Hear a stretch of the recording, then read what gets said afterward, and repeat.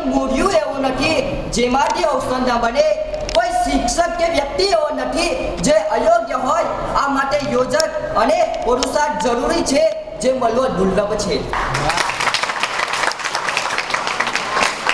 Doctor Sarvepalli Radhakrishna કહેતા હતા કે જો તમારા જીવનમાં, જો તમારા રસ્તામાં કોઈ મુશ્કેલી ના આવે તો તમારે સમજવું કે તમારો રસ્તો ખોટો છે.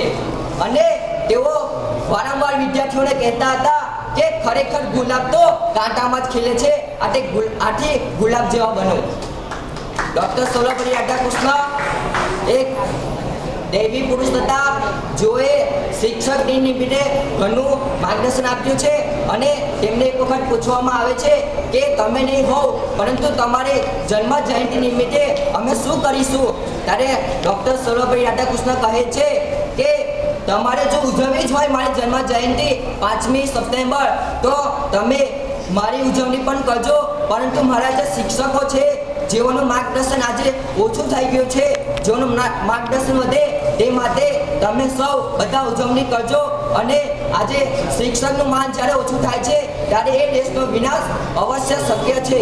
જો આપણે દેશનો વિકાસ કરવો હશે, શિક્ષક એવા હોય છે જેના થકી ડૉક્ટર એન્જિનિયર આજે બને છે, એના વગર કોઈ અશક્ય નથી. Be and make man working in education. Value are never thought but they are taught. એટલે કે કહે છે કે શિક્ષકે આજે વિદ્યાર્થીઓને કેવી રીતે ભણાવવું છે એ ખરેખર મહત્વ નથી, પરંતુ શિક્ષકો કેવી રીતે ભણાવવું છે અને કેવી રીતે બનવું છે એ ખરેખર મહત્વનું છે.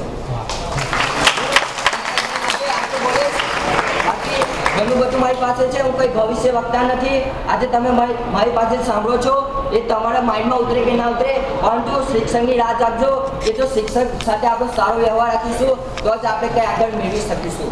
અસ્તુ. જય હિન્દ, જય ભારત.